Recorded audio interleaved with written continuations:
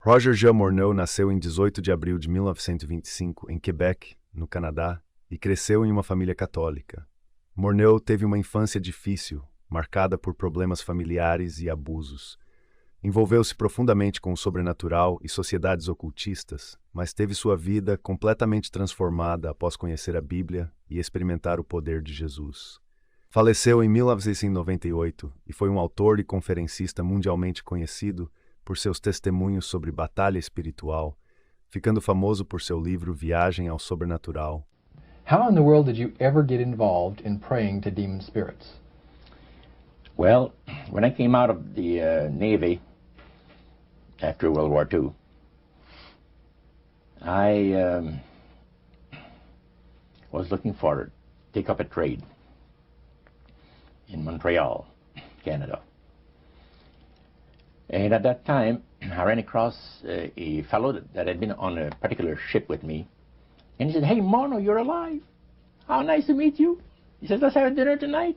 I said to my boss, "Can I have the evening off?" Because I was the assistant to the Windsor bowling alleys and billiard. You know, it's the high-class place in Montreal where all the dress manufacturing people go and relax.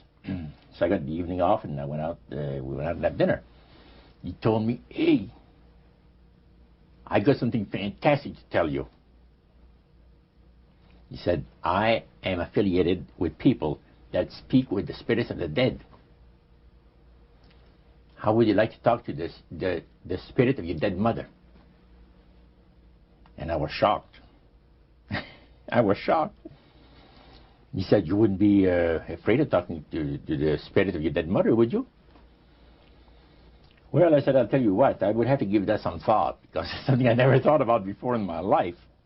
Most of us probably haven't. A little afraid of something like that. Well, he says, you know, it's written all over your face. You're afraid of going to a seance. But he says, "I know you. You're going to come."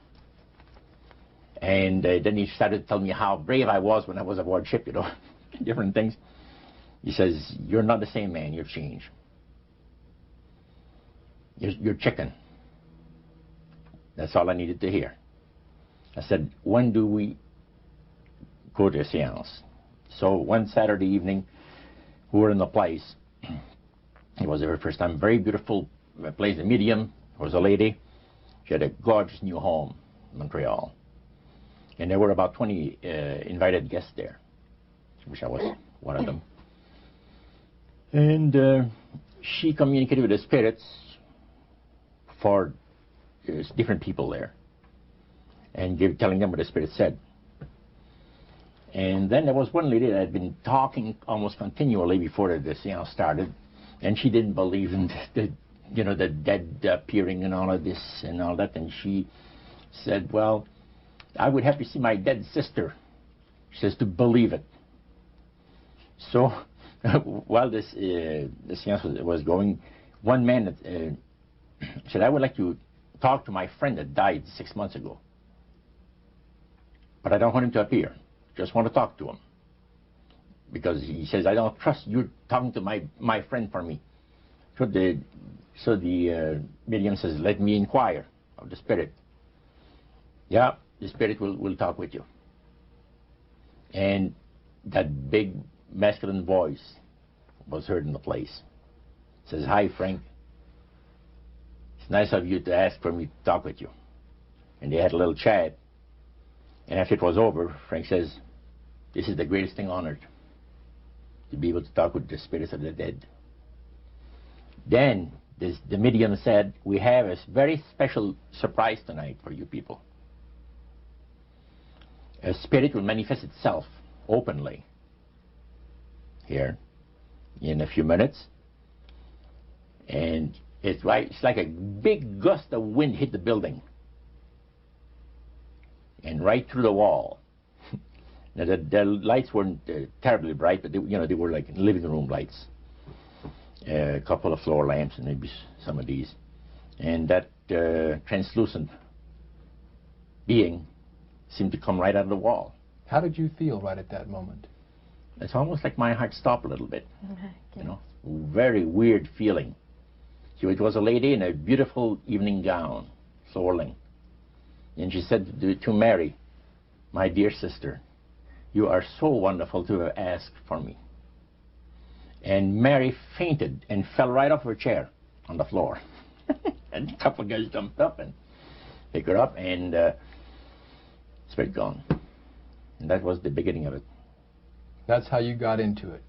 Yeah, that's the way I got into it. After a while, you see, there's something interesting about the human mind. You can adjust to an awful lot of stuff.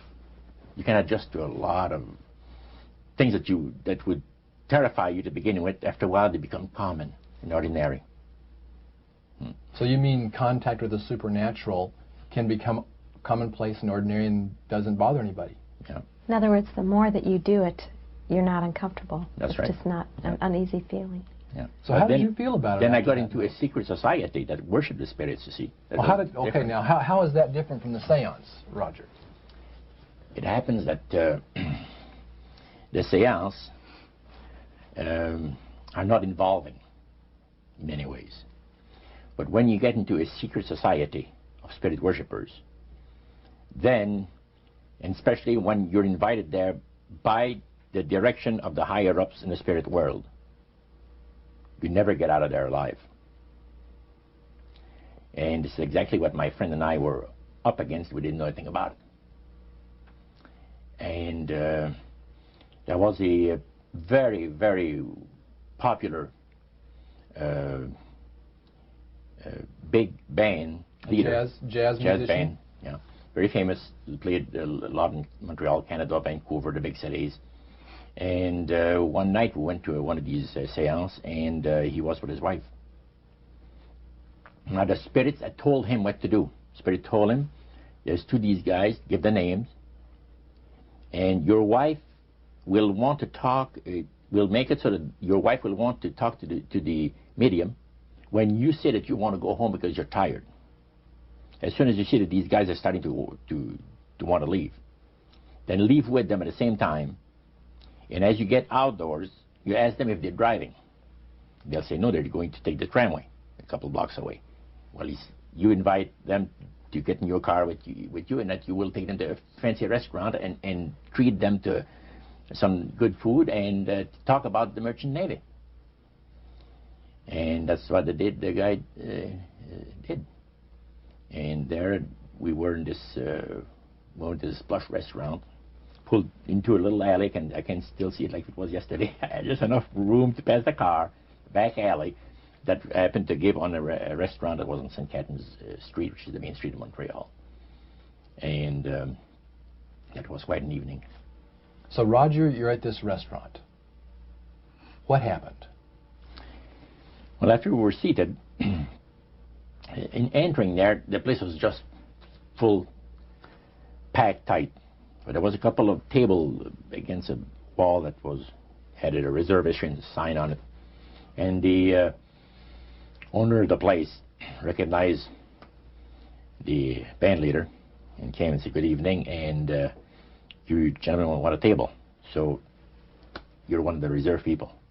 So we sat there, and we had our favorite alcoholic beverages, you know. And as we talked, the band leader says, how long have you fellas been involved with sorcery? And he shocked us a little bit, and I said, exactly what do you mean? Well, he said, you know, what you people are doing, talking to the supposed spirits of the dead. He says, this is silly. And this man had been at the seance with you. Yeah, oh yeah. And he's telling you that it's silly what you've just done. Because see, my wife, he says, goes to these seances because she gets comfort and she gets something good out of it, good feeling out of it. And she lives for what the spirits are going to say that the future is going to be like. To me, he says, I can't bother with this stuff. He says, I want power. I go right to the source of power. And he says, how do you think that I became famous the way that I am? Well, I said, you must have had some good luck. Well, he says, there's no such thing as good luck. He says, there's either some power working for you somewhere, or you don't get ahead in this world. Not in my type of occupation. So it went from there. We got talking about spirit worship. Did it intrigue you? Did it make you want to find out more about what exactly he was talking about? Yeah. So he said the supposed spirits of the dead that you're talking with are demon spirits. They're fallen angels. They're beautiful beings. Just set it out, just like that. Oh, yeah. It didn't make you uneasy when he said they were Well, just you know, it demons? shocked you a little bit, you know. Something that you first hear mentioned to you. He said, you guys have got a great future ahead of you. Because we've been told, the high priest of our society, secret society, has been told that the master has very special plans for you too. Now, what did he mean by the master? Satan. And we were interested to hear more about it. And he told us, he says, look, we worship spirits. We worship Lucifer and all his angels. They're just as beautiful as they did before they were cast out of heaven. He says there was a misunderstanding in the whole thing. He says among the inhabitants of the galaxies. And he says our master was misunderstood. And God did not bear with him like he does with people that make mistakes today. So we're in a warfare, good against evil. And we happen to be the evil ones, but we're not that bad. He says, I look at this business between the forces of good and evil. He says, you believe in one person believes in God, and everyone believes in Lucifer. It's like politics.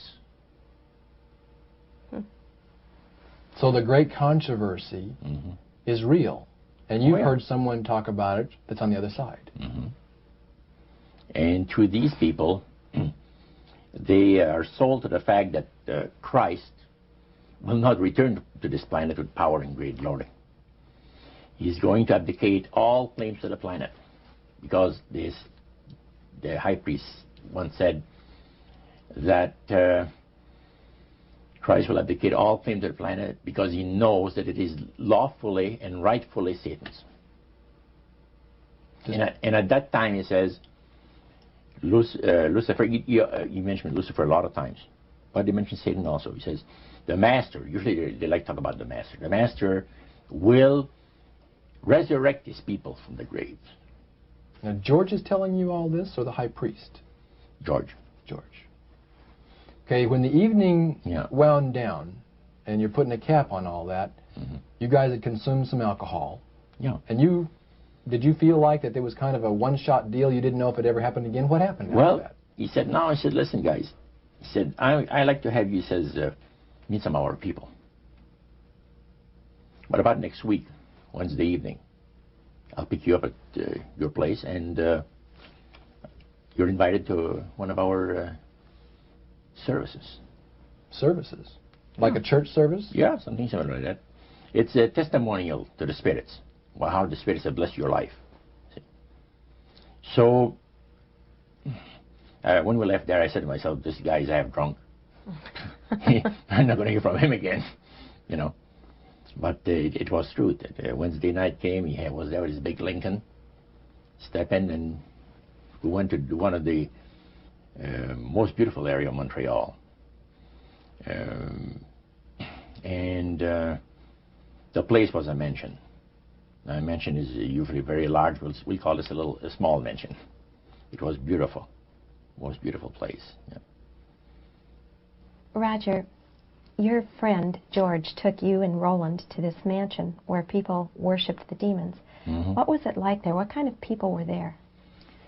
Well, it was a big surprise for me, as I kind of made up in my mind an idea that they were going to be rough-looking characters.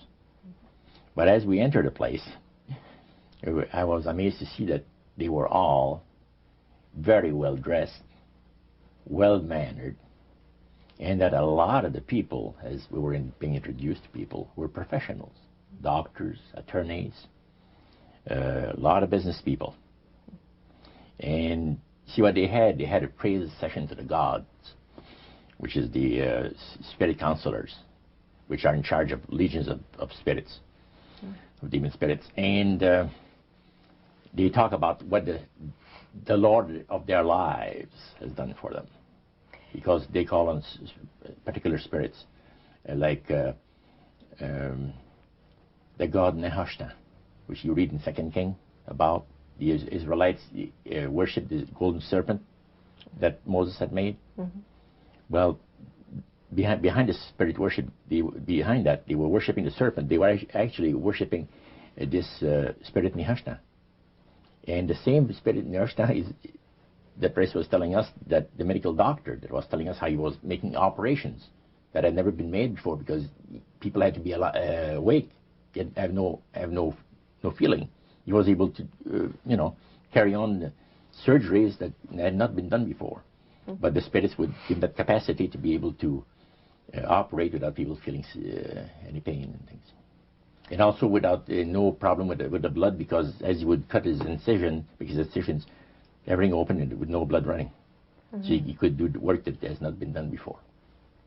So. Now, I recall reading in your book that at this praise worship service they had, they would sing hymns. Why would they sing hymns in a demon worship? Yeah, this was kind of a big surprise to me when that took place. The priest said, "Hey, let's go down to the worship room of the gods and have a praise session, a singing session." So we go down there, and what did you think they pass around? Church hymnals, Christian church hymnals. And I couldn't believe this. I said, "What's his business?" So the priest says, "Well, now," he says, "for those of you that are new, let me tell you that this is the most feasible way," he says, "to please the spirits, is to deride Christ and his people, and his church and all that." So they sing out of Christian hymnals. They didn't sing Christian words to the hymns, however. Well, they changed a lot of them. Mm-hmm. Yeah, and not for the good. It's a form of blasphemy. Yeah. Mm. Such as you see today in the rock music world. You see the entertainers, they have these crosses. Mm-hmm. Ladies got earrings, crosses. Mm-hmm. The guys got the cross. This is a form of blasphemy, a form of deriding Christ. You see. Spirits cause the people to do that, to find pleasure in wearing this type of emblem, which is the cross is the emblem of the crucifixion of Christ to the Christians. So what were your impressions the first time you went down into that worship room? Well, it was, we'd been there maybe a half a dozen times, and the high priest told us after the meeting was over, he wanted to talk to us, my friend and I. So after the most people had left, he says, "The master of my life has revealed to me that it is time for you people to become acquainted with the worship room of the gods." Well, we started to move toward a beautiful grand staircase. Beautiful. The banister was huge. It was massive, and the wrought iron work that they had done in it was super. The beautiful decorations on the walls, the chandelier on the first landing. See, that was the first landing. You go down about 8 or 10 steps, and then you had the first landing. It was huge and beautiful. The light arrangement was the nicest I had ever seen in my life. When we got into this sanctuary area, it wasn't very brightly lit, but everything was magnified the beauty of certain things. Like a lot of the things were gold-plated or gold trims. You see, the little altars where they had the spirits that had materialized. They photographed them, and then they had paintings made of them. And there was probably about maybe 100 of those around the place. Sort of like a shrine. Yeah, and underneath there was a little altar where you have incense and things that they would use in their prayer sessions and things like that, devotions to certain spirits. And some of the objects in there, the priest said, were solid gold. Mm. It was a unique experience to see that. So how did you feel when you walked into that room? I felt that these people had power, and they had a lot of it. Did that attract you? Yes and no. You had mixed feelings I about had it. mixed feelings about it. Yeah. Because to a certain extent, things looked so good and sounded so good to us. But you see, I'd been brought up in a Christian home where my parents had told us we were 8 children in the family, and especially the older ones, you know. My dad says, well, you know, if you get involved in wrongdoing, you're going to have to pay the price. There's always a cost for everything in this world. So this thought kept creeping into my mind. Just how far you go with these spirits before we start paying the price. See? So it made you just a little bit nervous. Oh, yes. But yet you kept going back. Oh, there was no way out. Because that's what we're told. You knew at that time. Yeah. So you were moving forward more on fear. More on fear, yes. Because the high priest said that the master had special plans for us in our lives. And that no one ever went into this society unless they were invited by the spirits. See, so that was made very clear. And he also expressed to us the danger, explained to us the danger of going against the will of the spirits. And he mentioned about this one man and his wife that live in a fireproof building in Montreal. The place burned right down with him in it. He was one of their members that had decided that, well, he wanted to think things over. He was not going to get initiated at a time that the spirit said he would like him to be initiated into the society. So in reality, Roger, you were chosen by high-powered demon spirits to be a part of their human, special, privileged group. You see, these people in Montreal, the society, like the priest mentioned, there's thousands of spirit worshippers in only different societies of spirit worshippers in this world. But he says we are the elite. We know the real truth about the master and his angels. And they're not hideous-looking beings. They are gorgeous creatures. And from the paintings that they had on the wall of walls of that worship room, they were unique beings. Especially there was a painting full size, full-length painting of the fallen Lucifer above his altar. And that was very fascinating, because he looked like a man of great intellect, high forehead, the way that he looked with his eyes, the way he had the eyes looking. It gave you a depth of perception of somebody that is very, very knowledgeable and powerful. Powerful, yeah. So Roger, this high priest that you talked about, he is the one that ushered you down into the worship room. Was he also the one that led out in the praise sessions that you talked about? Yes, and he had an assistant also, another priest. Okay. Now, when you would go to these praise sessions, what kinds of things happened at those sessions? Well, there's a lot of success stories. Positive mental attitude kinds of things? Well, yes, a lot of success stories. The masters has done this for me and that for me. I remember one lumber dealer, he had like half a dozen different operations in the province of Quebec, and everything that he touched seemed to turn to money. You know? And he was telling about it. And then there's this other person that was a clairvoyant that would work only for the wealthy people, only for the super wealthy. He says, I have the know-how, they have the means, let them pay. So he advised in business transactions. They would come to him and say, listen, I look at this deal that I might get, this factory or whatever it is, because this person was interested in industrial real estate, see. And he would talk to the spirit, and then the spirit was audible to him. See, you could hear the spirit talk to him, but the man did not hear. So the spirit was telling the clairvoyant what, well, he called himself an astrologer, reading the moons and the stars, and Now, what was the term you used for his title, this man? Clairvoyant. Clairvoyant. Oh, clairvoyant. Clairvoyant. Okay. Yes, and it was interesting. This person stood up and says, I had a nice little experience last week. And he says, the masters, he says, they take care of you. This lady and her husband brought him, to this astrologer, a bundle of money. They said, this is the deal that you... And he works at only on percentages. Only on percentages. He doesn't work for set amounts of money.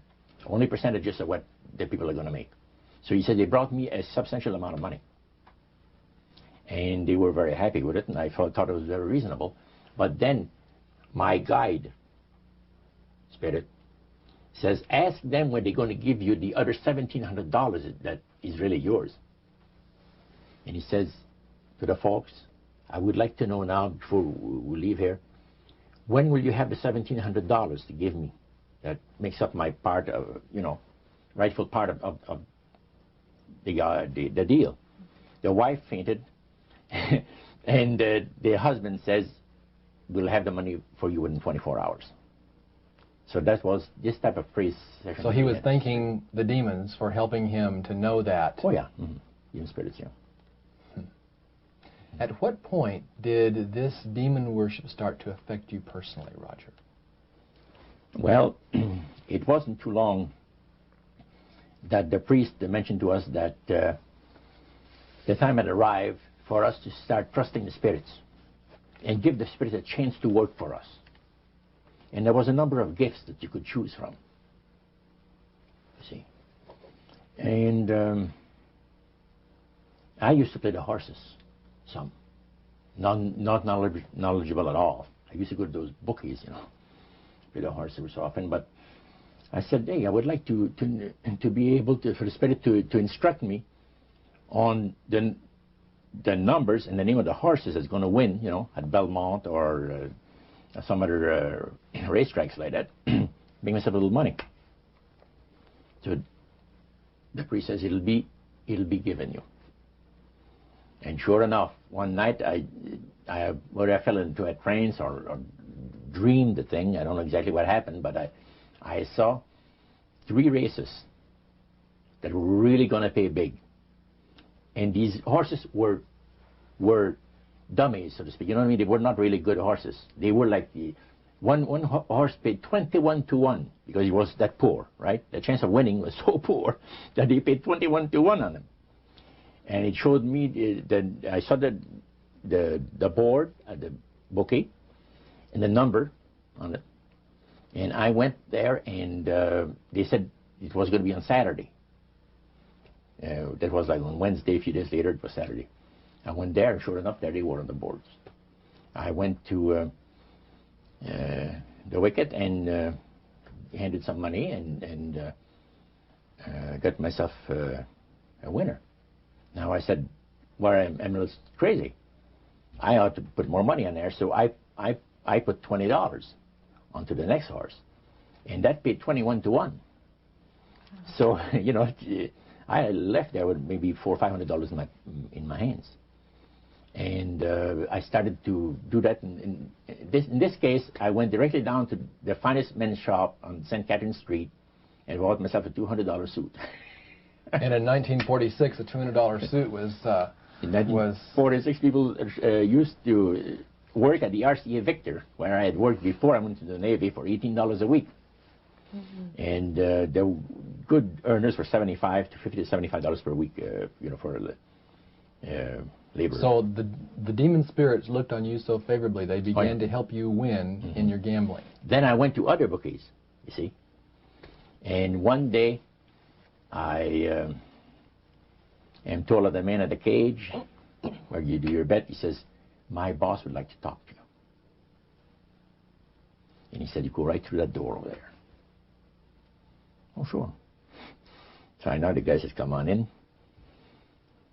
The guy's sitting behind a big desk, smoking the big cigar. So he says, you're Roger. I says, yeah. He got up and walked around me. He said, you don't look that smart. I said, what, sir? You don't look that smart. He said that you could pick horses that are winners when they're supposed to be losers. Where do you get your help?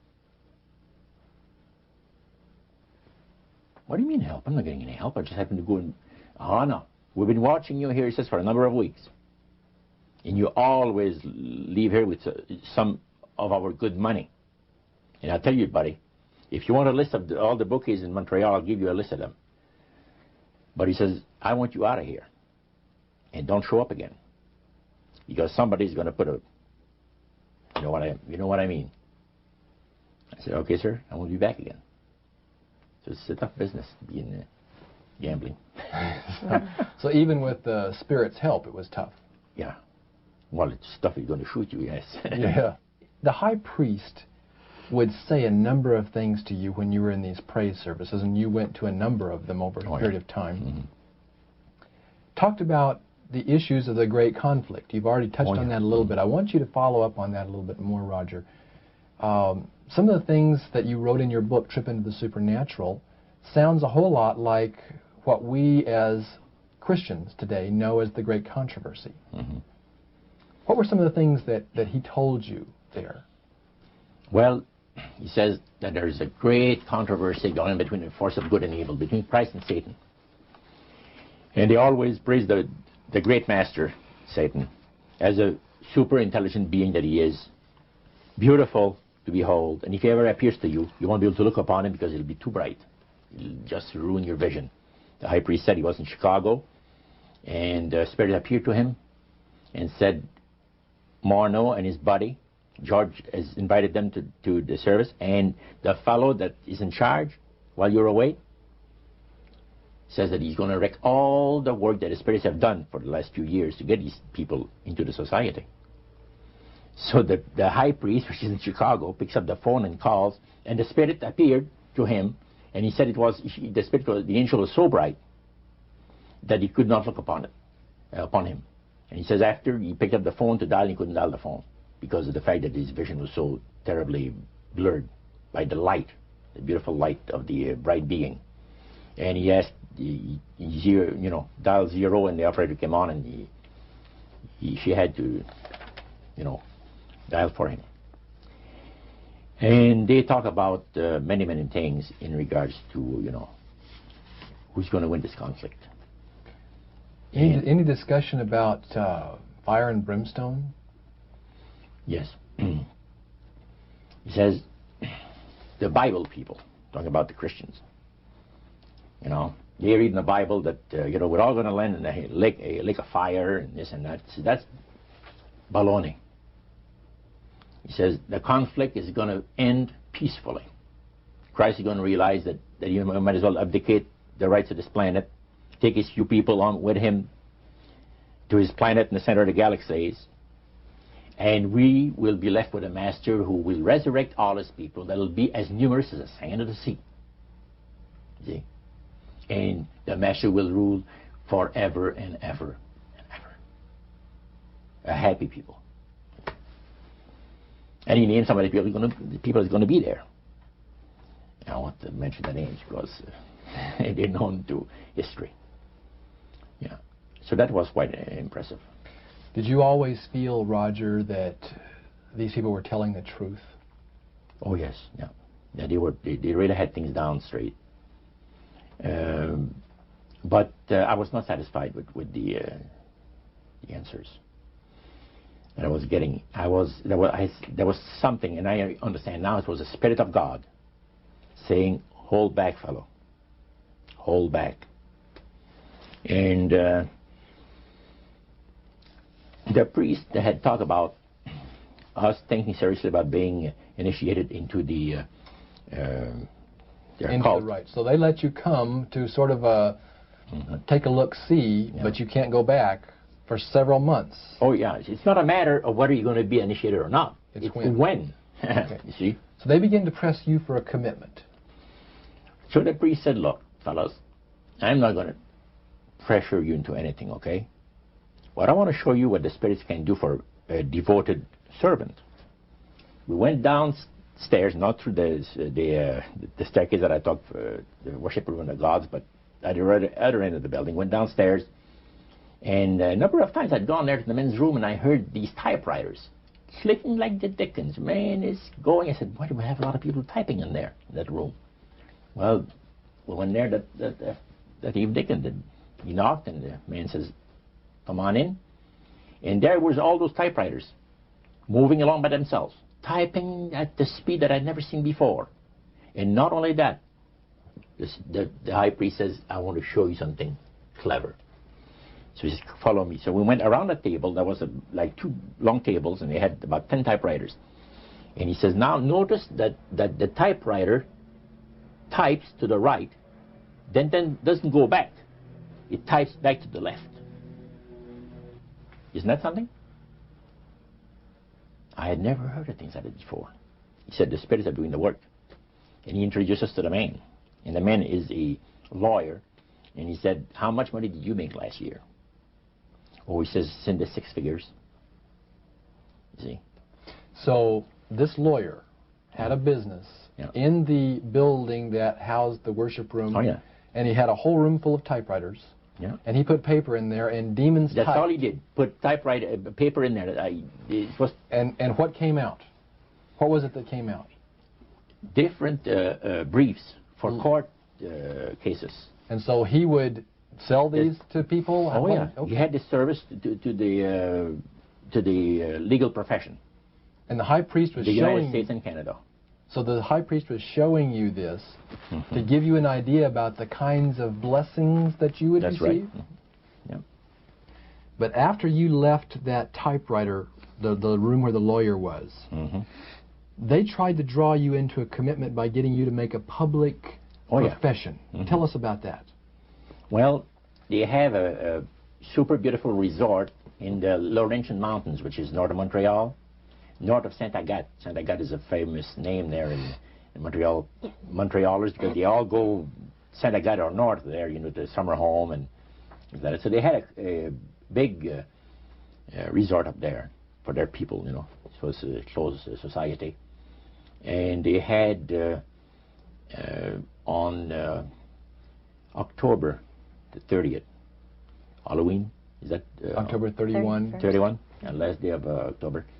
They had what they call live animal sacrifices. I don't know what it is that they did. We could never find out. By the time that the Lord pulled me out of there, I had not yet found out what it was. So you have this intrigue involved in there. And you talked about three very unique services that I attended there that sit on my mind forever. One was entitled Christian Idolatry. Another one was entitled The Super Deception of a Glorious New Age, which actually applies to the New Age today. And this was 1946 that we're talking. And then the other one was Satan's Great General Council of the 1700s. And I must say the things that I heard there was an eye-opener. First of all, we'll go through the Great General Council. Okay. At the beginning of the 1700s, said the high priest, Satan and all his spirit counselors held a Great General Council with one purpose in mind. It was to prepare for the great industrial age that was soon to break upon the world. And Lucifer also foresaw another age that was to follow that, where tremendous scientific discoveries would be made by people, and we would enter a unique age that would change the way that everybody lives. It would also serve to usher in the end times and the close of the great controversy between the forces of good and evil. And the priest said that Lucifer had been studying the Bible, and he found in Daniel 12:4, where we are told about the time of the end, many shall run to and fro, knowledge shall be increased. He understood it to be that we're getting to that point. And he had, with all the spirit counselors, to change their modes of operation in order, you know, to ensnare people. And he devised a way whereby people would disqualify themselves from being members of Christ's kingdom. And he was just very candid about this. Oh, yeah. Telling you and the rest of the group, 60 or 70 people there, the plans that close to 100 people. Lucifer had revealed to him. And by the time the council came to a close, they had three major policies that were going to be followed. First, they were to see to it that humans would be made to believe that Satan and his angels do not really exist. Because see, up to that time, you could walk down a street of Paris and you would have signs that would say, well, you have a soothsayer or, you know, or a fortune teller of some type, and if you want to put a curse on someone, you could go and see this other old lady over there, you know, the old witch. That's the way it goes. But now it had to change. Lucifer says we have to make sure that people, humans, get to believe that Satan and his angels do not really exist. You know, Roger, that's interesting because a recent research study report that I read indicated that in a national survey, I believe it's over 75% of people do not really believe in a real tangible devil. But there is one. Oh, yeah. Now, the next thing, the three parts policy that they had adopted there, the second one was to find a way of being able to get total control of people's minds. And that would be done by taking hypnotism out of the realm of the occult and introduce it as a new science for the benefit of mankind. So part of what the high priest told you was Satan's strategy to take total control of people's minds. They felt that by taking hypnotism out of the realm of the occult and introducing it as a new science for the benefit of mankind, they could then use people of great renown, educators, people of capacity, that would do great things, such as supposedly regress people in time to former lives that they had. And of course, after the session is over, the person would not know a thing about ancient history, and the person that she or he has talked about performing, you know, certain deeds, we'll say 3,000 or 4,000 years ago. But this was their strategy. Now, what this would do for the thing is this, that it would create in the minds of the general public, solidly set in the mind of the general public, an unwavering trust in that great deception. In other words, people could, you know, they would believe it. This person was hypnotized, was regressing time to, you know, former lives, and did this and did that, and no deception. Maybe Alexander the Great, we would say, you know, and some of his generals and people like that. And the person, after the session is over, you know, comes out of hypnotism, and he or she doesn't know what she's talking about. So now this would be a way of de-Christianizing the Western world through the avenue of mysticism. Now the time came when Lucifer decided that he had to choose a person to initiate this thing. And Franz Mesmer, which was an Austrian physician, was chosen. Because now, the priest told you all of this? Oh, yeah. Okay. Because he was most capable. Mesmer originated a theory called animal magnetism, later on named mesmerism.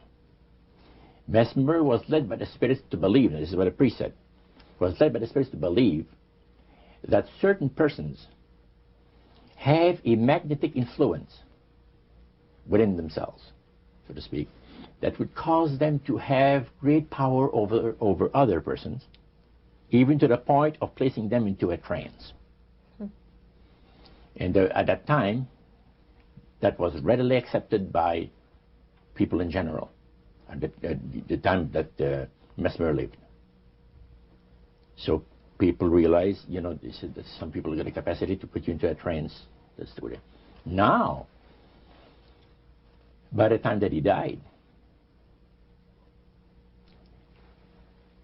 in 1815, a lot of the physicians in Europe were using hypnotism as a means of anesthesia. Now, hypnotism is the same as mesmerism? That's right. Okay. So mesmerism that's been developed to a higher degree of refinement. And the priest went on saying that the plan of Satan to deceive the human family this way, he says it's the most intriguing thing to his mind. And he went on saying how it was going to be brought about. He said that a fellow by the name of Darwin and another fellow by the name of Thomas Henry Huxley would be used by the spirits because in their childhood they had been hypnotized by medical doctors, and they figured that they would be real good subjects to lead the people into this belief that they had, that Satan wanted to bring into people's lives. Now, what were those 3 points again, Roger? The 3 things were, number 1, that they did not want Satan did not want the human family to think that he or his angels existed. Right. The second point that you made had to do with taking control of people's minds. That's right. The third point was what? Was to destroy the Bible without burning it. Okay. See? And what was his strategy on that? On that, it was very interesting. Because after the Great General Council, it was decided that Satan would tutor Charles Darwin personally in setting up the principles of his theories of evolution. He was tutored by Lucifer himself, the fallen Lucifer. And at that time, it was understood, Satan and his spirit counselors understood, that if a person was led to believe in the theory of evolution, it would, in his life, destroy completely the creation week of the Bible, the fall of man, and the plan of redemption. It would do away with it. In one fell swoop. Yeah. Now, he made a unique statement. He said that according to the spirits, anyone that teaches a theory of evolution is considered to be a minister of a great religious system. See, they call it the religious system, the theory of evolution, because it is a system of schooling people and getting them to disqualify themselves and being members of Christ's kingdom. And he said that every teacher of that theory is recognized by the spirits as a person of great value and receives a very special unction from Satan himself, giving great power to induce spiritual blindness, to convince and convert. 3 capacities are given to those teachers of the theory. Then, that's not all. The priest says that Satan considers the teachers of the theory of evolution to be so valuable to him that in the sight of all the inhabitants of the galaxies, he assigns a retinue of bright, beautiful angels to follow that educator all the remainder of his life. And that in the sight of the inhabitants of the galaxies is the greatest honor that he can bestow upon his workers, upon mankind, and to, until the controversy is finished. That was quite enlightening. Now, the high priest was talking just sort of like a preacher would talk up front. Was he enthusiastic? Did he seem like he had bought into this and was excited about it? Oh yeah, he believed it 100%, no question about it, so everything. Why would he be so excited about spirits trying to deceive human beings? Because obviously out of this council of the 1700s, deception was a major part of the strategy. Why? Well, he says it's deception. It's like politics. You believe in one candidate, the other person believes in the other candidate, and they're fighting to get the position, and it's just a matter of who's going to be the smartest. And with Lucifer, the fallen cherubim, he's very smart. He's going to win, and Christ's going to abdicate the rights of the planet. He's going to resurrect his people, have established his kingdom that lasts for ever and ever. God won't be able to destroy him because it would be against God's, the Creator's nature to destroy Lucifer in the fire. Beside that, he said, spirits now, even spirits, have the capacity now to outlive fire. He says, you don't believe it, go to India or some of those countries where they have firewalkers. And it's done by the power of demon spirits. These people are energized by demon spirits, so they can walk on those hot coals without burning themselves. And this is what the high priest said. And he says, if they want to use fire, they can use it. It's not going to burn anybody. So that's the way they believe. So this high priest was almost talking to your group in an evangelistic fervor. Oh yeah, because he figures that he's going to be one of the higher ups in the great kingdom. Okay. Now, of the group that was there that night, 60, 70 people, I think you've mentioned before. Yeah, it varied. How many of those were people who were hardcore members, and how many of them were new inductees? Well, we were the only two youngsters there, so to speak. You and your friend. And how old were you at that time, Roger? I was about 20. 20 years old. Mm-hmm. Yeah, 20 years old. Did you have a feeling of awe over the fact that you had been chosen? Yes, in a way. And then I got thinking about this. When am I going to have to pay the price? The cost. My parents had brought me up like this. If you get involved with evil, you're going to reap what you sowed. So you want to be upright in life. And if you associate with evildoers, they'll probably land you in jail or somewhere else that you wouldn't want to be. So there's always a price to be paid. So you had that little something maybe instilled by your mother and father a long time ago that kept you from making that full commitment. Now, one of the things that really amazed me and shocked me and made me sick at heart, it's when the priests talk about Christian idolatry. What is Christian idolatry? The priest mentioned that word. Yeah. Tell us what he said, Roger. He said that Christian idolatry is the most grandiose or great deception that has ever been brought upon the human family, upon mankind.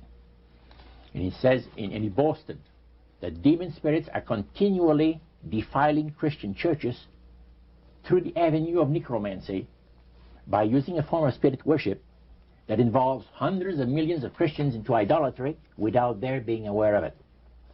Now, what is necromancy? Describe or define necromancy for me. Their belief, popular belief of necromancy, is to conjure the spirits of the dead.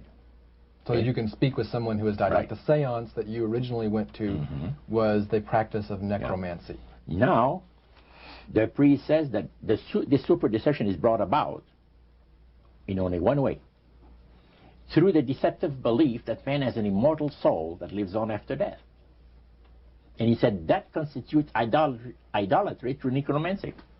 So he says there are hundreds of millions of Christians that are practicing idolatry while they think they're glorifying God. See? Because they believe that the soul is immortal. Yeah. They may not be talking to the supposed spirits of the dead. Oh, yeah. Contrary to popular belief, necromancy does not consist of conjuring the spirits of the dead. The reason being that man is totally mortal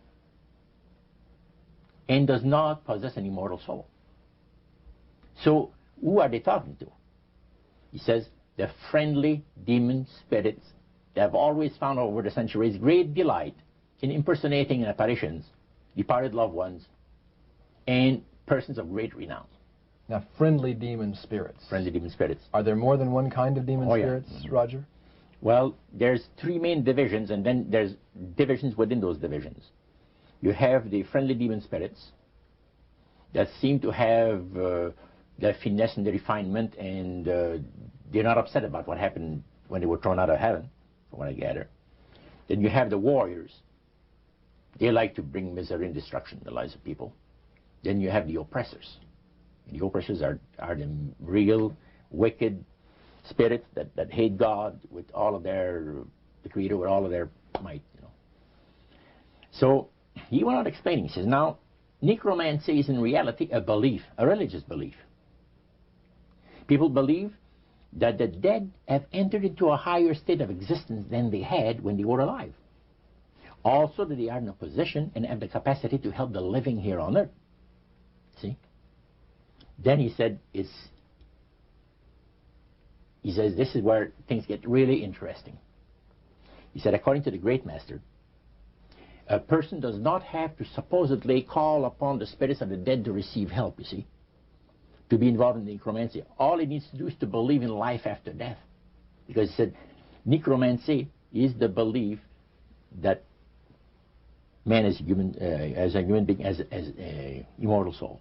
So anybody that believes that man has an immortal soul is involved in necromancy. It's that simple. That's the way he explained it. Yeah. So how does that constitute idolatry? By people believing that they are either talking to the saints, you see, the spirits of the dead saints, or a dead relative, or a dead person of some type. And you take, for instance, like Loretta Lynn.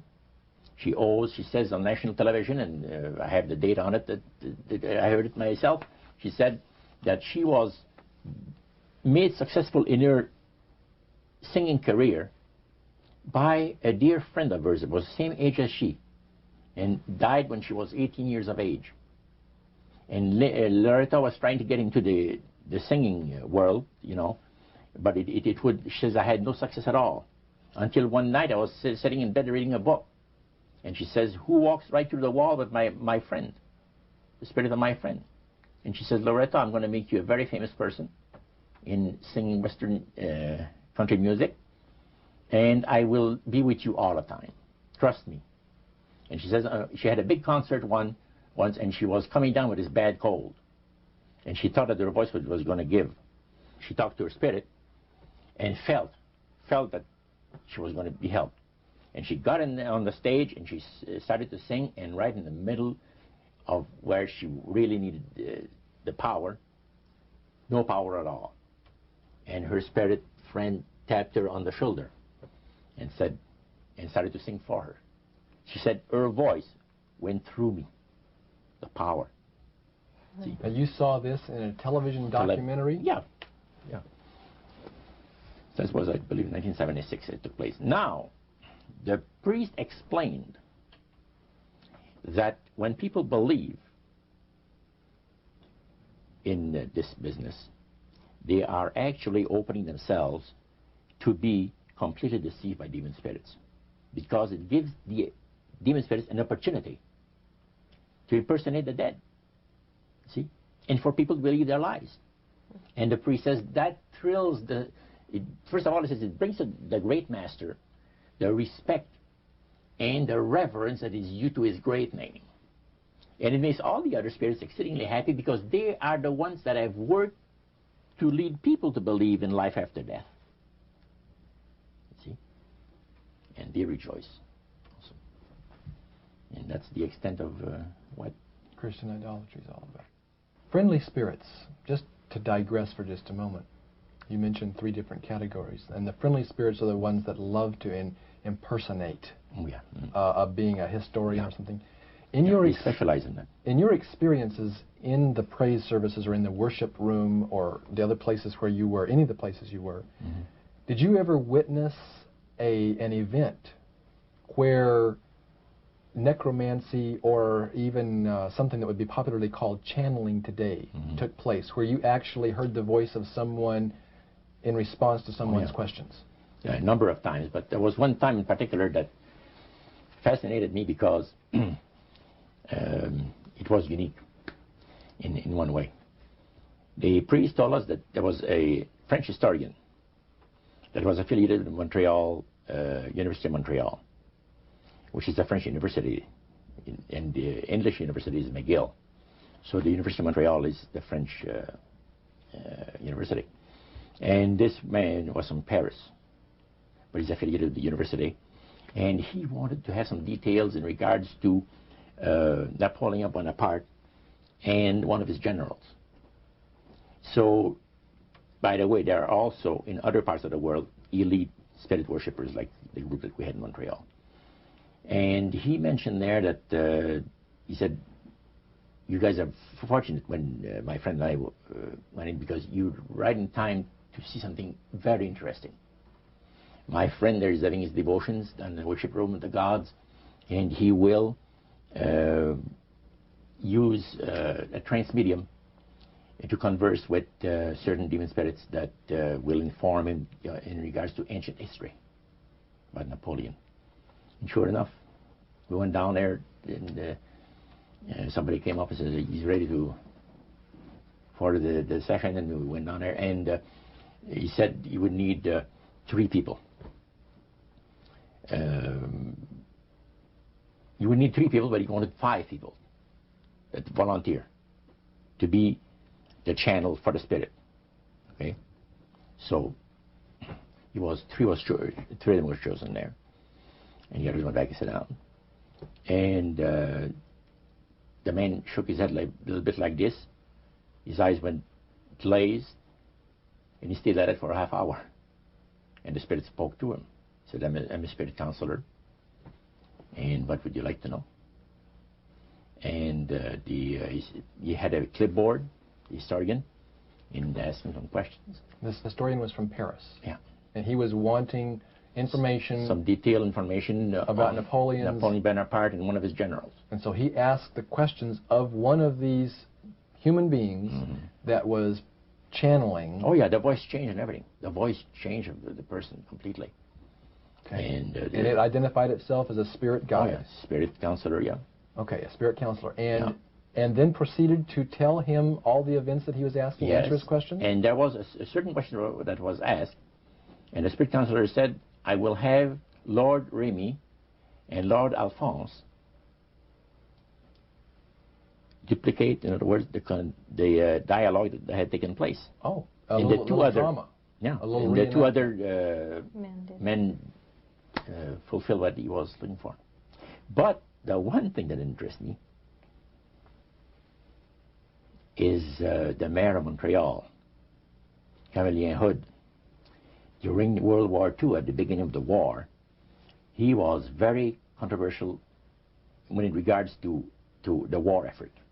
He would tell the French-speaking boys not to go into the armed service, you see, because you're going to go and shed your blood for the British, you know, and we're their servants, so to speak, and all that, and he didn't want him to go into war, and they put him in prison. He was jailed for the length of the war for this. Now, the man said, I would like to have you tell me, to the spirit, to give me part of the speech that was given by Camillien Hood on the steps of the Montreal City Hall on a certain date. There are different versions of what has taken place. And you, Lord, would know the exact one. Now, the mayor of Montreal was still alive. Was still alive. And this historian is asking what was actually said at a speech. Yeah. Okay. The spirit counselor said, I'm sorry, I can't help you. All of my activities and my people have taken place in Europe. However, after my departure, our departure, other spirits will come and help you. And sure enough, the guy vibrated a little bit, and he's back, and he said, boy, how long? He said, 20 minutes you've been used as a channel. So they, again, the spirit entered into him, and the spirit said he was a spirit counselor that could give him the information that he was looking for. So, again, it was given verbally, and it was the voice of Camillien Hood. Now, how did you know that it was the voice? Well, because of the fact, you see, I was a youngster in those days, just about ready to go into the army. And Camillien, we used to listen to the radio. We had no television in those days, so it was only radio, and read newspaper. And all the speeches of Camillien made, and all of it was on the radio all the time. Now, in those days, they had no tape recorders, just as we have now. So Camillien would have to go to the Canadian Broadcasting Studio, where they made a record, a real phonograph record. And then they played it over and over, for the rest of the day. So you listened to those as a teenager before you went into the army, so you knew his voice. So I knew his voice really good. So I said to George, he was sitting next to me, he said, isn't it amazing? He said, if you think that's amazing, wait, he says, until the spirits impersonate one of the departed people that you know personally, like an uncle or a brother or a sister or something like that. He says, that is unique. But that's the way it was. You are able to reproduce a voice, man, and just to perfection. The spirits are exceedingly proud of this.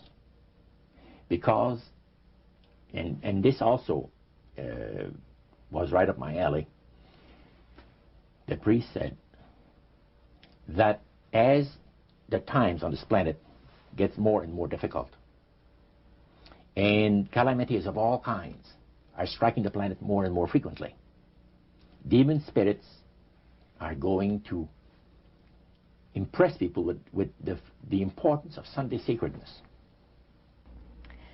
Roger, when I was a teenager back in the 1970s, I remember a song that came out talking about the age of Aquarius. Mm-hmm. And since then, we've seen the development of the New Age, and I wondered if back when you were involved in spirit worship, if they talked about New Age at all. Oh yes, it was a big thing that was coming up. One of the major deceptions of the last days. And the priest told us,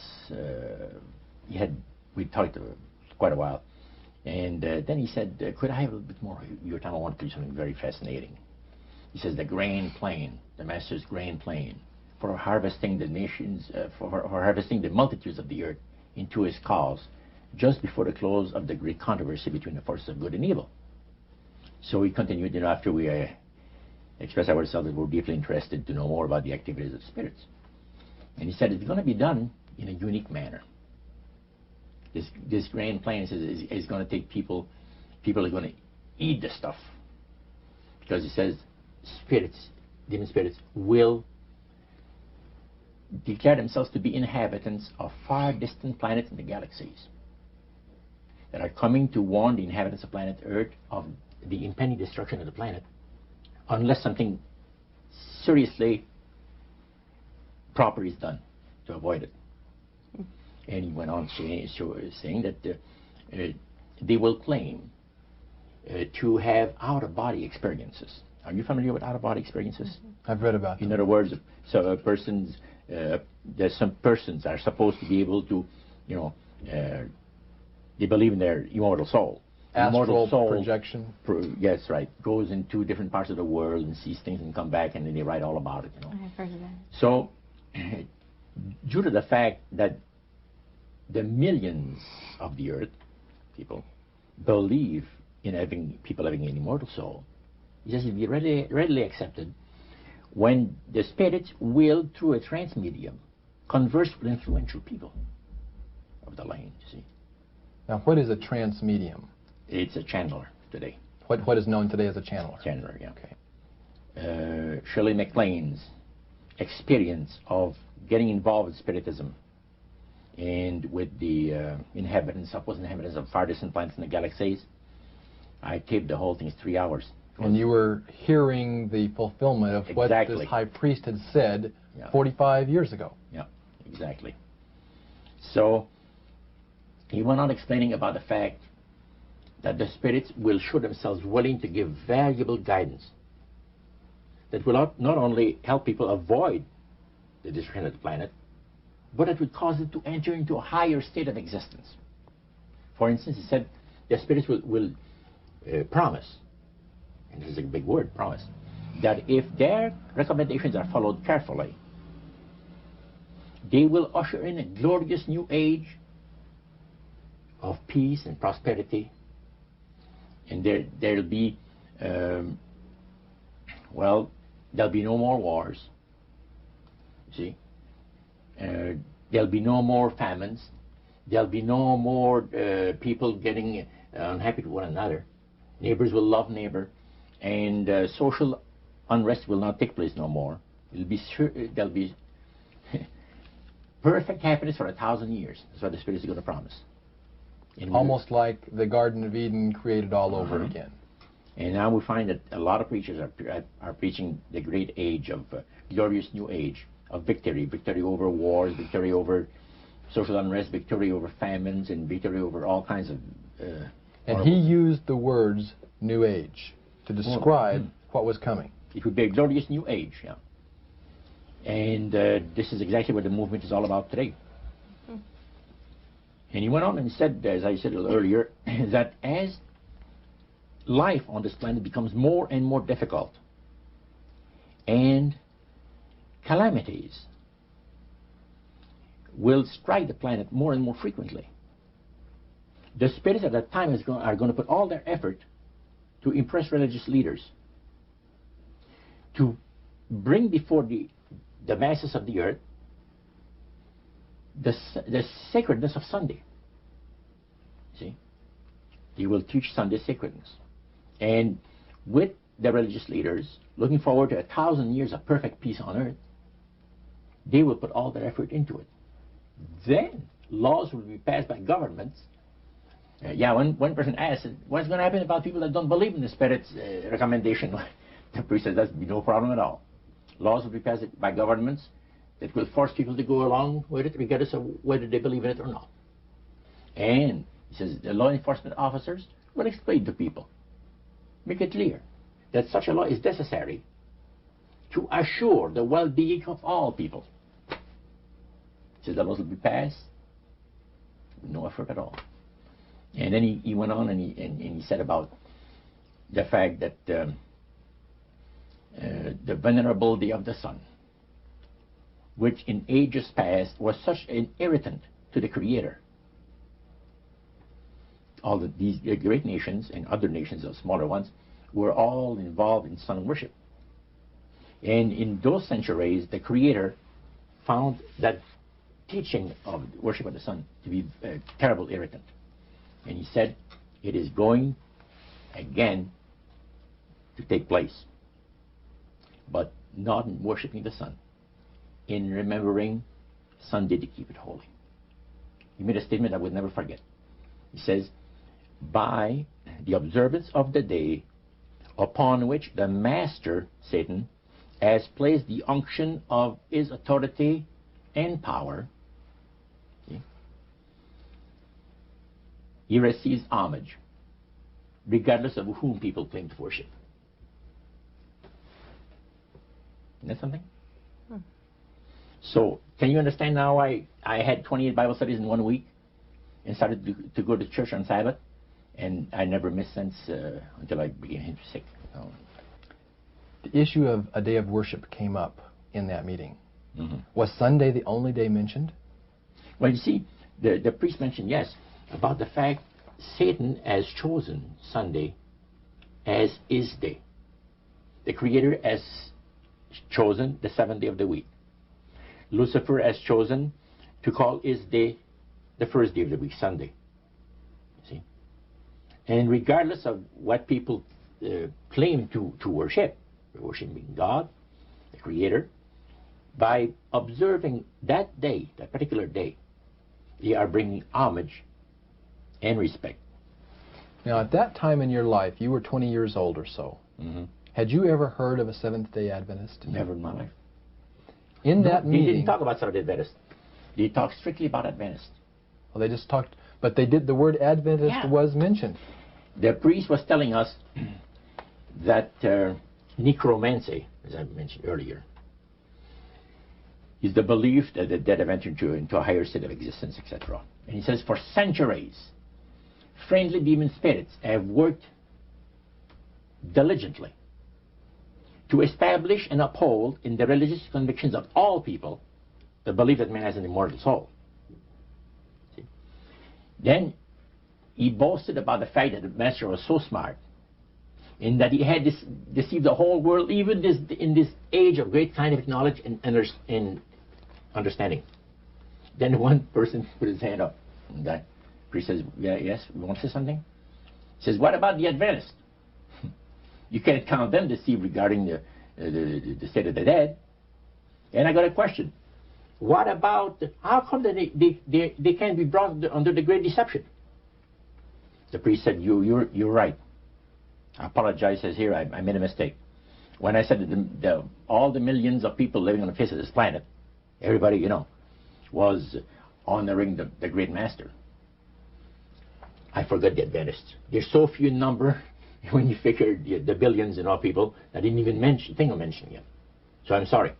Then he says, secondly, the reason why they can't be brought under the great deception Let me explain about it. Now, he said, my next statement is going to upset some of you. But what I'm telling you is the honest truth. It is factual. It's reality. The fact that the Adventists observe the biblical Sabbath of creation and reverence the Creator on that day, it makes it impossible for the spirits to deceive them. They are giving very special help and great spiritual insight.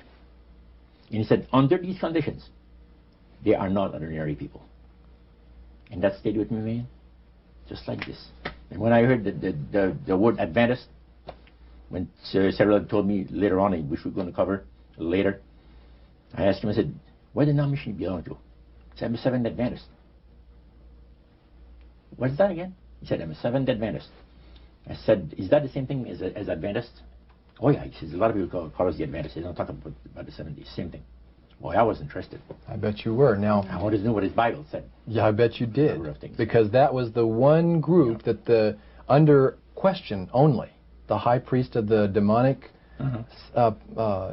worship house. Yeah. The thing that he had said to you was, this is the one group that can't be deceived. That's right. And so somewhere back inside that that resistance you had came out, and you awoke. A few months later, that experience, unique experience, was instrumental in helping me make a decision for Christ. And also, I had no hesitation to join myself to God's commandment-keeping people because of the fact that I knew what kind of people they were. And after having had 28 Bible studies in 1 week, I started to keep the Sabbath, fit forever. But you see, the time that I had these Bible studies, 4 hours per evening, we started at 7 o'clock and finished at 11 o'clock at night. We had this Bible study similar to what you showed me the other day, that you have in your pocket. The Bible studies were about an hour. There were questions, and then you looked at the verses that they gave you in the Bible, and you had your answer. It was so fantastic. And the Spirit of God was really ministering to me the graces of redemption. Every moment of all those Bible studies was precious. Precious, precious, precious. Roger, at that time, your major language was French. You did not speak English, and all of this happened in the French language in Montreal. How long after you became a Seventh-day Adventist, or after you learned of Seventh-day Adventists, did you read the book Great Controversy by Ellen White? Well, I joined the church. I first had a Bible study in October of 46. In April of 47, I was baptized into the church. In September of that year, Hilda and I got married. And the French church in Montreal gave us, as a wedding gift, the Conflict of the Ages series. And I had not read the Great Controversy up to then. But then you read it. Yeah. And what went through your mind when you read the book Great Controversy, thinking back on the experience you'd had maybe just a year or so before? That's right. What went through your mind? This person is inspired. This person has got knowledge that nobody else has on the face of the earth, except, the spiritists that I was mentioning, because it's so unique. See? Well, I find it very remarkable that they were willing to share the strategy that Satan is working on with this group. Of course, their plan was that it would never get out. That's right. Under seal of death. That's right. Their plan is that you don't have to worry about saying anything by the Great Master. Because as soon as anybody strays some, the spirits will tell the high priest right away what's taking place. They did with my Bible study that Wednesday night. I started on Monday and Tuesday. By Wednesday night, the spirit counselor appeared to the high priest and says, you have one of your defectors. He says, that Morneau, the guy, you're going to get rid of him. Because he's out there studying the Bible with the Adventists, the people that the Master hates most on the face of the earth. And the high priest almost had a heart attack. Because he said, I kind of like you. He said, that's what he told my friend, because I didn't see him after that. But he told my friend to try to convince me to go back, to spirit worship. Roger, you were 72 hours away from making a full commitment to the elite spirit worship. How did God rescue you at that strategic moment? Well, I'll tell you, I should really go back a couple of weeks in time. As the high priest had talked to us about the advantage of getting initiated in the society on the 31st of October. That night I came home, went to bed, and I couldn't sleep till about 3 o'clock in the morning, because I had all of this experience of the supernatural that I'd gone through for so many months now, and my Catholic upbringing that I've had, you know, and questions about God. Now I knew there's a God, because the Spiritist made me well aware of that. But I was in a state of terrible unrest. I could not have slept. And without even giving it a thought, somehow, I said, as I was laying on my bed, I said, if there's a God up there that cares for me, help me. That's all I said. Next thing I knew, the alarm clock rang. It was 6:30. It was time for me to get up and go to work. At that time, I had changed employment. I had taken a course in embroidery for the manufacturers of ladies' dresses in Montreal. There's embroidery companies that makes all this, the piping and sequins work and all of this, you know, fancy designs, sure, on ladies' dresses.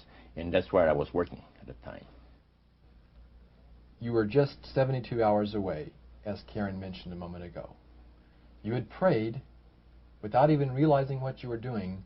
God was about to rescue you in a very special way. Tell us about that. What happened that Monday morning? Well, let's go back to the Friday.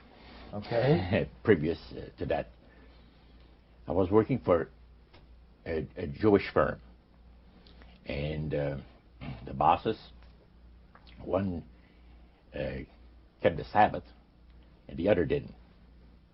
And Harry, which was the one that didn't, as I was going out to have my cigarette at the afternoon break, he said, Roger, when you come back in, come into my office, I want to talk to you. I said, okay. I came back in, and he said, close the door. I closed the door. He said, I want you to do me a favor. Oh? What do you mean? Well, I'll tell you what. He said, you notice yesterday or a couple of days ago, there was a fellow here that I showed around the shop. And, yeah, I said, yes. Well, he's going to be starting to work here Monday. And he's not just an average guy. He's a Christian, but keeps the Bible Sabbath. I said, go over that again? He says, yes, like the Jewish people, he keeps the 7-day Sabbath. Saturday is the 7th day of the week. Well, I said, let me tell you, sir, the nuns have told us that there's been a mistake made in the calendar, that actually what shows to be Sunday is the 7th day of the week. Oh, no, he says, there wasn't no mistake made in the calendar, he says. Saturday is the 7th day of the week, and you see it on your calendar, and he says it never was changed. And Sunday is the 1st day of the week. Oh, I said, that's interesting. I said, I'm going to have to go to the library and check this out. Oh, you don't have to, he says. He pulled out his desk drawer open, pulls out his big dictionary, and he looks up Saturday. And it said the 7th day of the week. And looked at it on Sunday, and it said the 1st day of the week. Okay. Well, I said, that's pretty interesting. Now, here's what I'd like you to do for me. I'd like you to, first of all, I'm going to have this man work next to you, on the machine next to you. And don't tell him that I want to know what denomination he belongs to. You got to be very tactful. You have all the time in the world, even if it takes a month, he says. He says, I tell you what, he says, it's the craziest thing, he says, that I've been thinking about this guy, and I can't get him out of my mind. About this, the fact he's a Christian and keeps the 7th-day Sabbath, keeps the Bible Sabbath. And he said, I got more important things to think about than stuff like that. So he said, I want to find out what denomination he belongs to, and I just did. I said, why didn't you ask him? Well, he said, no, I wouldn't do that. That's too personal. Okay. So he wanted you to ask him and find out for him. Find out and not let him know that the boss was interested to know. So Monday morning came, and the new fellow came in, and the boss introduced him to the people. There was about maybe 50 people working in that plant. And he said, Cyril is an accomplished embroiderer, and we'll be very happy to have him here with us, and made a little speech. Then he walked him to his new machine, and he says, Roger, meet Cyril, and I shook his hand, and we started to work. And it was not more than about 20 minutes that I was working that my machine started to skip stitches. So what happened? You have to stop and back up where you were. And I was working on sequence. In other words, the sequence come up. There's a row of thread behind it. They're all set up, and it's on a spool. And then the needles put them in there. And when it skips, you got to stop, back up, start over it from where it left off. It wasn't too long that I'd done this 2 or 3 times. And that really made you happy, I bet. Man, I was mad. And as a French person, usually they don't go easy on the saints and gods. I was using some language was not that great for several. But anyway, I called the boss over. I said, come and see this machine, I'm having trouble with it. He checked it, worked on it for 5 minutes, work with it. Beautiful. I sit down again, start to work, the same thing happens over again. Harry, after he tried that 2 or 3 times, he said, Joe, come over. He's the old guy that knows everything about everything, in the shop. So he looks at the tensions and adjusts things, and he says, it's working beautiful. Well, I started to work again, another 20 minutes after, the same thing, and I had to stop the whole thing. By then, it was time to go out for the coffee break. So I started walking out, and then I told Sarah, I said, have you ever seen such a crazy thing as this, the trouble that I have with this machine? No, he said, it's a new machine. I said, brand new machine, just a month old. He said, that's very unusual. So we go downstairs, and I said, do you have any suggestions how to fix this problem? No, not really, but he says, I have a suggestion that might help. He says, I heard you, he says, calling upon God, but it was not in the way that I would have liked to hear you talk. He says, go easy on God, he says. Did that offend you, Roger? I said, thank you. It did not offend me, because he was pleasant about it. And I said, I said, thank you. I said, I'm sorry if I offended you by my language. He says, it didn't bother me. I said, by the way, I said, this is the opening. You're quite a religious man, I understand. Yeah, he said, I read the Bible and go to church. That's great. I said, what denomination do you belong to? Well, I'm a Seventh-day Adventist. Excuse me? Repeat that again? He says, yeah, I'm a Seventh-day Adventist. Did that shock you? Well, the word Adventist shocked me. The Adventist, you see, I had heard so much about the Adventist, but Seventh-day Adventist, I had never heard the name before. I said, what does it signify, the name? He says, well, we're 7-day observers. We believe in the Bible Sabbath, that God has blessed a particular day of the week and has sanctified it. It's put a special blessing on there, and that we ought to count our blessings on the 7th day and, give God the honor that is due to His holy name. Is that any difference between what some people call the Adventists and Seventh-day Adventists? Oh no, it's just the same people. Most people just talk about the Adventists, and people know that they're talking about the Seventh-day Adventists. Then your interest was really piqued. Now I said, man, what a unique thing to have happened to me, that I meet one of these guys. So we talked about a number of things. And after lunch, I told him, I said, I want to see you at 3 o'clock. Again, I want to have another question for you. So 3 o'clock came along, we had the coffee break. And many things had passed through my mind. And I knew that if I get involved with religion, the Spirit is going to destroy me. So I've been assured, we've all been assured of that. You don't deviate from the will of the spirits. Otherwise, you're nothing, your history. So I told him, I said, Cyril, would you show me out of the Bible the things you told me today? If I went to your house? He says, yeah. Yeah, he says, yeah, I'd be glad to. He says, when, next week sometime? No, not next week, tonight. Did he look surprised when you said that? Yeah, he's surprised. He said, what's the big hurry? I said, I can't tell you why. But it has to be tonight or never. He said, you serious? I said, yeah. And you can't tell me why it has to be tonight? I'll tell you the reason why. He says, I would like to have you come another night. Because I have my collection of jazz records that somebody's coming to look over. He had been collecting jazz records for years. And he said, I have somebody's interested to buy them. But he said, well, I said, well, forget about it then. And he said, man, he said, you really mean what you say? That you want to see these things in the Bible? I said, sure. Okay, he says, come to my place 7 o'clock tonight. Give me his address. So that evening, 7 o'clock sharp, I rang the doorbell. 28 Bible studies in a period of 1 week, 7 days. 7 days, 4 hours a night. 4 hours per evening, yeah. 28 Bible studies. Now, they didn't plan this. So, as we chatted, and I just met Cynthia, now, Cyril told me, I got to explain things to you a little bit. I am not a baptized member of the Seventh Adventist Church. I'm just studying into the church doctrines with the minister. He says, my wife is a Seventh Adventist. But he said, now I think I'm going to be baptized also be a Seventh Adventist. But I said, I'm not one right now. Now he says, my wife is the one that really knows the Bible. I don't know much about it. And I think that she's got the right study for us tonight. He says, it'll take about an hour. Can you spare that much time? Oh, I said, evening is yours. Well, she had a set of Bible studies that were entitled 28 Bible Studies for Busy People. That was the title of the series.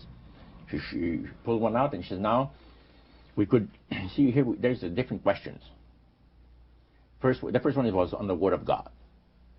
And she read the question and said, then we can find the verses in the Bible that gives us the answer. And the next question, she said, would you like that? I said, beautiful, let's go. So Cyril was sitting next to me with his Bible because he was able to find where it was. I had never opened a Bible in my life, never. So, because I never had access to it, let's put it this way. And that's where it started, on the Word of God. After the Bible thing was over, he says, well, did you find it interesting? I said, most interesting, very interesting. I said, what's the next study coming up? Well, he said, the next study, Daniel 2, prophecy of Daniel the prophet, 2, on the world events, predicting the different great world empires that were to come into existence in times ahead. And I said, really? That's very interesting. I said, how long would that one take? Oh, she'll take about an hour. She says, you have between 20 to 25 questions, says, So I said, let's have it now. Oh, well, she said, no. She said, when could you come back? I said, why come back? Did she look surprised? She looks very surprised because she looked at her husband. And you look at me. And I said, hey, you guys like the Bible or are you getting tired? No, we like to study the Bible. I said, let's have another Bible study. It's only 8 o'clock, you see. And at that time you were a smoker, weren't you? Oh, a smoker. You can't say that again. I was like a chain smoker, you see. And when I had accomplished something worthwhile, I used to reward myself with a cigar 2 or 3 times a week. And this is what the love of God, the power of the love of God operates in the lives of those that the Lord is trying to bless, and in the lives of those that are bringing the blessing. Now, this did not take place. First of all, we kept on studying. We had 4 Bible studies that evening. And when it came to 9 o'clock, we had Daniel 2 over with. I said, what's the next Bible study? And she said, well, the one that we're going to have, will you come on the weekend? Could you come on the weekend? I said, yeah. I said, I can come on the weekend. What is the title of it? She gave me the title. I said, man, that's interesting. Okay. It's only 9 o'clock. Let's have it now. So Cyril looks at her, with very surprised look on his face. And Cynthia, she looked at him. And I said, what's going on between the two of you? It's like you have a conspiracy that says that we're not going to study the Bible with this guy more than, than an hour or 2. But she said, let me be honest with you. Our minister, Pastor Taylor, has been giving us instructions on how to give Bible studies. Because Cynthia says, I never have given Bible studies. And we really wanted to know how to give Bible studies to people that ask us the reason of the hope that is in us. And he's told us exactly how to do it. You have 1 Bible study per week. If the people are exceedingly interested, you could have one in the middle of the week, another one. but never more than that. And she says, we've already passed our quota. So the reason, Roger, for their hesitancy was not the fact that you were blowing smoke in their face. Oh, no. No, they It was because they were trying to follow the instructions that their pastor had given, and you were asking them to break all those rules. That's right. Do you think they could sense your urgency? Sarah and Cynthia told me later, yes. They said there's something very unusual about this man, Cynthia told her husband, because they went to get water, and to get me a glass of water, and she went in the kitchen to get something else, whatever it is, and she said, what do you think of? And Cheryl said, there's something very unusual about this man. He said, you want to study the Bible? Let's study the Bible. We won't tell about Elder Taylor. Let's not say a word to Elder Taylor. You know, we're going to ruin the whole thing. You're going to keep it a secret. Because the minister had said, you know, you give people a spiritual indigestion, and they'll never want to open the Bible again. You understand? But this shows that there are some times when someone's appetite for it is so strong that you have to follow the leading of the Holy Spirit. The Holy Spirit, yeah, that's it. And they had prayed about this thing. Now, Cyril had told his wife, this man is coming for Bible study at 7 o'clock tonight for a Bible study. And he smokes. He's a smoke fiend. What are we going to do?